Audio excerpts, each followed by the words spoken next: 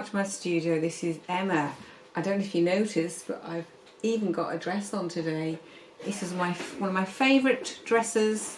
Sometimes I just hang it up in my bedroom to look at it, and sometimes I even wear it. It was a little charity shop number, and it was just waiting for me in my other favourite colour of pink. In the summertime, I wear turquoises. You might have noticed I wear a lot of these colours, and I also wear pink. It's just my favourite colour. In fact, I'll wear pink all year round if I can.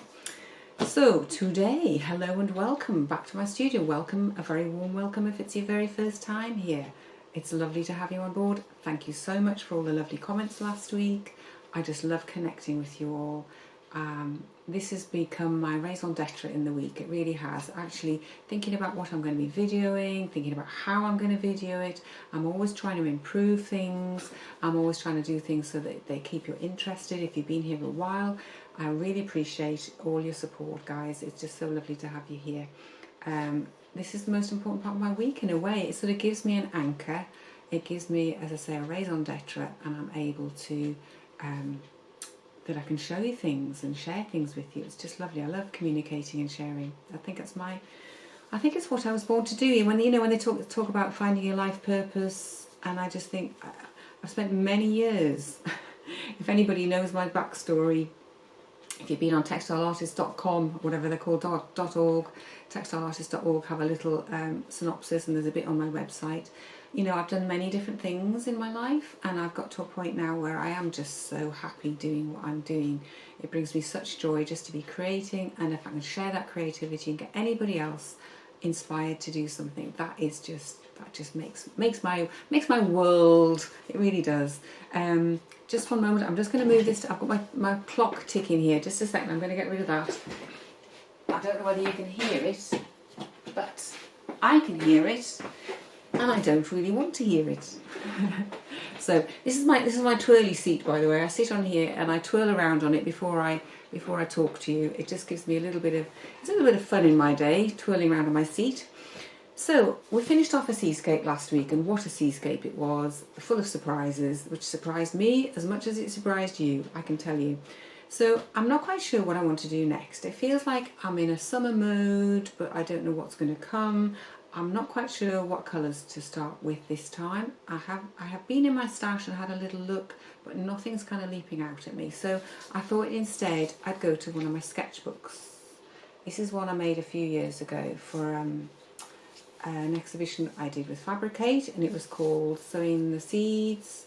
Some of you might have watched this when I did a video to show to Embroiderers Guild groups, and I included this as part of it. So some of you may have seen inside this little sketchbook. It started out in a very garden-y fashion, and that says simple ways to make a difference. And I put cardboard, and I painted cardboard, and I stuck in pictures. This is what I like to do in a sketchbook. If you've watched any of my sketchbook things, I like to mix it up. I like to put in things from magazines, anything that inspires me, in fact. Bits of paper, bits of stitching, bits of writing, and I may well do another sketchbook filming at some point. But this is quite useful to go to, because it just takes me out of my head that's going, oh my goodness, I don't know what to do next. I can just flick through this and I can just really enjoy it, and I can remember doing it, and I can look at the pages, and something might just pop up inside me that goes, ooh, what if you did that? What if? So I'm not going to show you it all because there's quite a lot of it. But it's basically the idea that if you're working in a sketchbook, that it can help you. It can be your friend. You can have the enjoyment of making it and doing it in the moment. It can help ideas grow. It can take you from one set of ideas that you think you're starting off with to something completely different by the end. I've been on many a journey like that, where what I thought I was doing became something completely different. It's a bit like starting, it's the same really, I suppose, as starting with a box of fabric. The important thing is starting, because then the magic can happen. You get out of thinking about it, and you get out of the place of fear about it and thinking, oh, I've got nothing, or I'm blocked, or I don't know what to do. You just say, well, you know what, I'm just going to go and play with this. I'm just going to flick through this. You know, just flick through a magazine even. You know, it doesn't have to be your own sketchbook. and the word sketchbook even, I never quite know what to call it. You could call it a project book, a journal, an art journal, whatever you want to call it. I call it a sketchbook because that's kind of where I came from with going through college. You see, look, even that, there's a little, I've done a little luggage label and stuck some flowers on like it's a seed packet. And this has got lovely orange painting on, and then I've done some drawings to go in with the project. As it developed, it became this other thing. It started out, and really it is about planting seeds. Actually, sowing seeds is a very good way to look at it. Even if you just sit and write something. I mean, this is just words. I've just written lots and lots of words on there, and it's like I don't know, just anything I can think of about that subject, and it sort of unlocks something inside you and allows ideas to come out. You know, if you watch children creating things, they're just in there. They get the paints and they slosh it around and they just make whatever they want to make. They're not sitting there going, oh shit, I need to clear that cupboard out, or oh dear, I need to make lunch, or oh that washing needs hanging up, or oh whatever it is you're doing in your work, you know, your job. You know, all the worries and all the stresses that prevent adults from tapping into their inner creativity. So my idea is that you play your way through that. I often used to watch my daughter doing things when she was young, and she would inspire me. Just by watching her, I would get some inspiration from what she was doing and the freedom with which she did things. So as I say, today, I don't know where this video is going to go. I don't know where the journey is going to take us next, but I'm so glad that you're here with me to share it. And maybe I'll go and get a box of fabric out and we'll see what's going to happen next. I'm so glad to have you here. Okay, so this is trying to find a way to start a new project. I've gone to my little fabric stash and all my lovely scrappy bits. Oh, having said that, that's quite a big scrappy bit actually. That probably shouldn't be in my absolute scrappy bit box. So I'm just going to tip these into this nice little basket. But again, some of these are quite big actually. I thought they were a lot smaller than this. Just goes to show. This was more the sort of size I was kind of after. So let's just have a fiddle with these. You can hear the chickens are joining in out there. And who knows what else is going to be going on. That's quite a big bit of that as well. I do love this stuff. This stuff is, I've shown you it before. If you haven't seen it before, it's like a shrug material. People wear these. Ladies wear these. I don't. I cut them up and turn them into landscapes, you know. Anyway, so that's a nice little basket of bits to go at. So the other thing I've got is a little piece of curtain interlining. This is my favourite soft fabric for doing embellishing onto these days. I used to use old blankets a lot, but actually I find this is much more flexible to work into, and I just put some stabiliser behind it before I do any stitching. And the other thing I've got actually, I've just got this, spotted this on the side. I always keep little jars of scraps as well. This has got yellow and green in, but this is the sort of scraps that an embellisher works with really, really well. I'm going to cut up some of these little scraps. I just want it to be very random, and I'm just playing. I've no idea what I'm going to do with it. I'm not even sure if it's going to take me onto the piece I really want to make. Who knows? But I just find that if I just do this and mess about a bit and play and don't worry about anything, guess what? Ideas can come through. That's how the poppies came through. They just sort of popped up into my head when I was busy looking in another direction. I'm just going to enjoy cutting some scraps. The main thing with doing this kind of thing though is you've got to make sure the background is actually completely covered, if you can get that. So you don't have any of the background showing through. Let's just have a bit of this as well. I'm just kind of cutting and chopping here. I'm not going to arrange them all in a minute. This is just so much fun. I'm just pulling things out and going, ooh, that might be quite nice. See, this is lovely. This is a very soft woven fabric, and if I just perhaps show you there, you can see all the lovely scrunchy edges on it. I do like a lovely bit of tangled mess, sort of, you know, like this. Isn't that lovely? That will embellish nicely. I'll keep that for putting on the top of whatever I'm doing. I'm aiming to sort of put a bit of background down, really. I'll try a bit of this. This is quite stiff. We'll see. No, I think that's too stiff. I don't want to use that. What I do want is some of this nice shiny stuff. I'm very technical. Do you know I'm very technical with my fabrics? I do apologise. If you're expecting me to say, oh, this is such and such, please make sure you've got plenty of this. I don't, because I go to a charity shop or a thrift shop if you're in the States, or wherever whatever you call it in your district. I go to a charity shop and I just pick up bits and bobs, and I go for the colours and I go for the textures, and I'm not worried about what it's made from because I'm not going to wash it. It's not practical. It's simply me cutting things up. Right, let's see what we've got going on here. That's a bit rolling in, that bit. I don't like that bit rolling in. So I'm just going to play around with these. Oh, that's quite a big bit. I might stick that down underneath. Let's just take the little bits off for now. Let's take the little bits off for now, and maybe I'll put some biggish bits on. I don't know, I'm just playing here, you see. I'm trying not to end up with stripes. I always seem to end up with horizontal stripes somehow, and it's just like, okay, what if we were to do something a bit different today? Let's chop a bit more of that out. Right, okay. I'm going to put that on there to hold that bit down. I'm just going to throw these on. Okay, we're just going to go throw. I mean, how much more fun can this be? Diddly-dee-dee. And if there's any gaps, well, I can just throw another bit on top, and I shall find out about the gaps when I've done this little bit. So a bit of this shiny stuff. This is nice. This is the edging. This is lovely. This is a bit of ribbon edging from an old blanket. You know, nothing gets wasted. I use absolutely everything. Now, I think we might just throw some of that on there as well. Let's just put a bit of this on. Oops, I got tangled up again.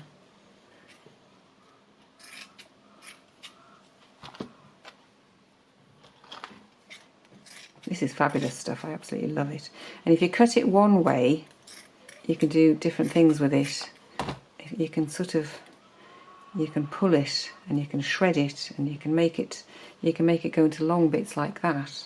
I'll show you that there. It's so flexible. Right, let's move those around a little bit, and I was going to put a bit of this on top as well, this nice pre-shredded. I mean, this is basically what an embellisher can do. It does this kind of shredding of things very nicely. So you could shred it a bit more and add that onto there. Look at that. Oh yes, we like that. Oh, we do, and we might put a little bit of this. This is a bit of organza. It'll only be, organza gets really kind of scrunched up when you use your embellisher.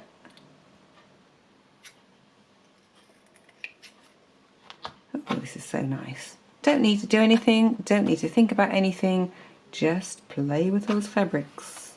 And we're going to have to make that fit there a little bit because there is a bit of a gap on that corner. What else shall I use from over here? Turn these around a bit. Let's turn these around a bit, see what we've got. Oh, there's a bit of this. That's got a bit of white on it. Let's put that on as well. What else have we got? That's linen-y. More shreddy bits. That's quite yellow. Let me pop that on. Why not? Take a risk. It's all about taking a risk. It's about playing, taking chances, and then we'll see what it looks like when I've embellished it.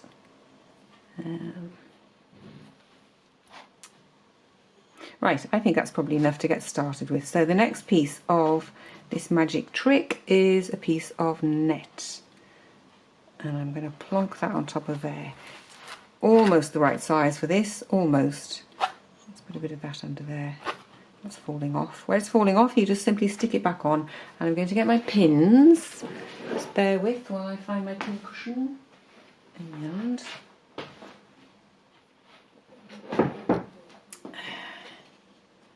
here we go. I'm just going to put that up there because it's annoying me. Okay, so here's my pin cushion. Now obviously when you're using pins with an embellisher, I have to say I am very careful with pins. I know I'm a little bit more slapdash with my sewing machine. I do take a few chances with my sewing machine occasionally, but I'm very careful. Even though it looks like I'm chancing it, I am actually pretty careful. But my embellisher, it's an absolute rule, because I just think it's quite dangerous to have pins anywhere near those needles. I don't want any disasters. That really will break your needles, and it might be quite dangerous. So there we go, nicely pinned, and I'm going to take that over to my embellisher now, and we'll just embellish it and see what happens. This is my embellishing machine. If you haven't seen one of these before, this is like a sewing machine in that it has needles, but they're very pointy needles, and they're very, very sharp, and they will embellish fabrics together. They mesh fabrics together, which I will demonstrate to you now. My machine has got 12 needles, so it does a lot of work for me. It's the same, it's got a presser foot just the same as a sewing machine. I always keep mine down, but I always make sure that there's plenty of space underneath. I can actually adjust this on this machine. This is a baby lock, and I can actually adjust the machine. Let's switch the light on. There we go. And so the machine just basically, the needles go up and down, as I will show you, and it just does wonderful things. So there's no threads. So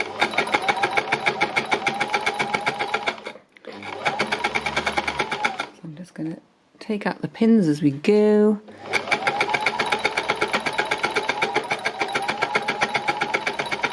What I'm doing is enough just to hold it all in place.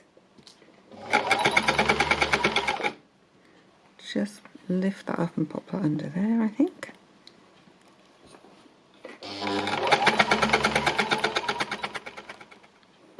You can't quite see what's happening under here, so what I do is I do it a little bit, just enough to hold it all in place, roughly. And because it's a sample, it doesn't matter if bits fall off, I can add bits on. And I just want to do this enough to see. Oh, you see, look at that. Ooh, now isn't that nice? I really like that. That's really good fun.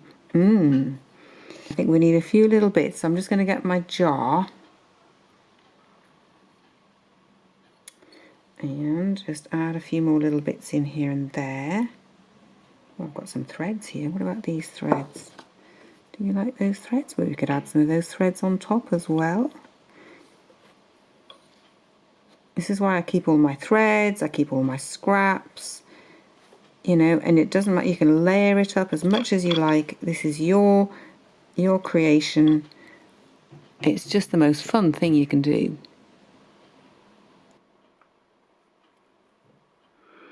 It's lovely, honestly, just throw it on, and I'm going to put the piece of net back on top.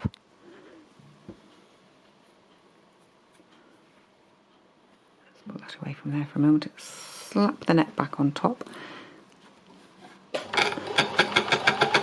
I'm not going to pin it this time. Oops.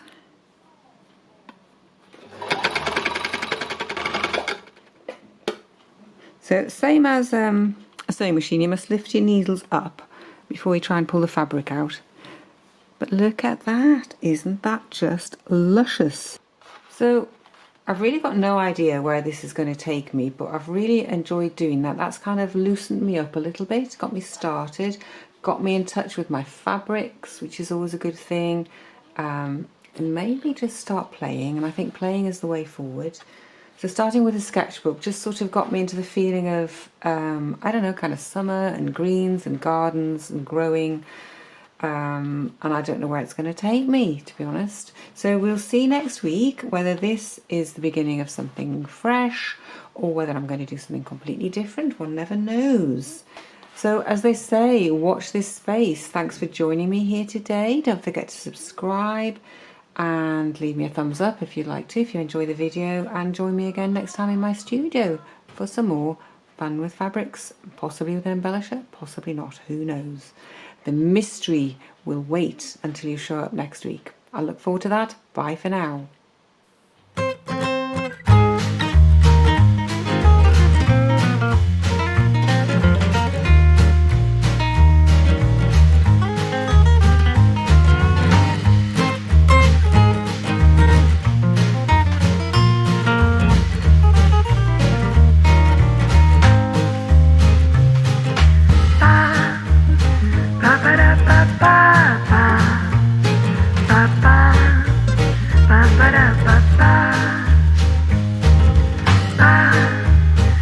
ba-da-ba-da-ba-da-ba-ba.